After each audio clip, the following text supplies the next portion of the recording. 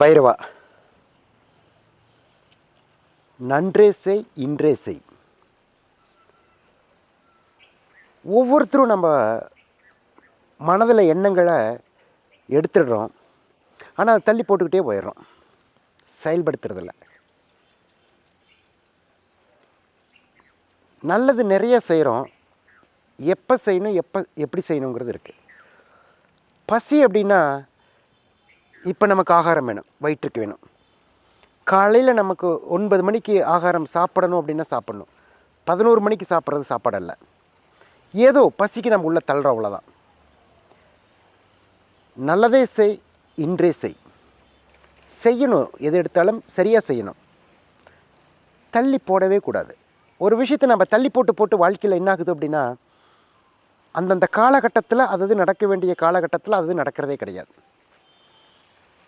வாழ்க்கையில் ஒரு உதாரணங்கள், ஒரு ஒரு ஒரு பெண் குழந்தை நம்ம வீட்டில் இருக்குது. ஒரு 22 வயதில் திருமணம் நடக்க வேண்டிய வயதுன்னு நம்ம முடிவெடுக்கிறோம். ஒரு 27 வயதாச்சுன்னா தள்ளி போய்கிட்டே இருக்கா. இது தடைன்னு வைக்கலாம் ஒன்று. சில பெண்கள்லாம் நான் 27 வயது வரைக்கும் கழித்து திருமணம் பண்ணிக்கிறேன்னு சொல்லுவாங்க. தள்ளி போடுதல். அந்தந்த காலகட்டத்தில் அந்தந்த வயதில் அதாவது நடக்கிறது தான் சிறப்பான வாழ்க்கைக்கு ஒரு முன் உதாரணங்கள். தள்ளியே போடக்கூடாது. சரியான எண்ணத்தில் முயற்சி செய்ய, சரியான எண்ணத்தில் மன ரீதியாக முடிவெடு, ஆனால் தள்ளி போடாத, இன்றே செய். நல்லதை செய் இன்றே செய். அதை செய்து பாரு, வாழ்க்கையில் நாளைக்கு பார்த்துக்கலாமே. இது கிராமத்தில் ஒரு நல்ல வார்த்தை சொல்லுவாங்க. அந்த வார்த்தை பார்த்திங்கன்னா ஒரு ஒரு ரொம்ப ஒரு கலவைக்கிலான வார்த்தையாக இருக்கும். கடப்படாத்தனம், சோம்பேறித்தனம்,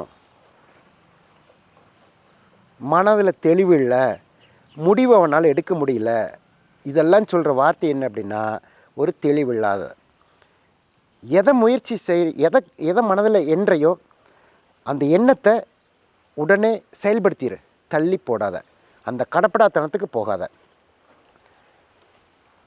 தள்ளி போடுதல்னால வாழ்க்கையில் எல்லாமே பின்தங்கி தான் போகிறோம். தள்ளி போடுதல்னால வாழ்க்கையில் முன்னோக்கி போகிறதுக்கு பெரிய தடையே தள்ளி போடுதல் தான். நல்லது செய் இன்றே செய், இதான் இவ்வளோதான் வாழ்க்கை. நல்லது செய் இன்றே செய். இன்றே செய்து பார். அப்பப்போ அது சில பேர்லாம் டக்குன்னு முடிச்சுட்டு போயிட்டே இருப்பாங்க. அவன் நினச்சா முடிச்சிருவான்ப்பா அப்படிம்பாங்க. அந்த நினைத்தா முடிப்பது தான் வாழ்க்கையில் வெற்றி. முடித்துப்பார். பைரவருடைய அருள், பைரவருடைய ஆசீர்வாதம்.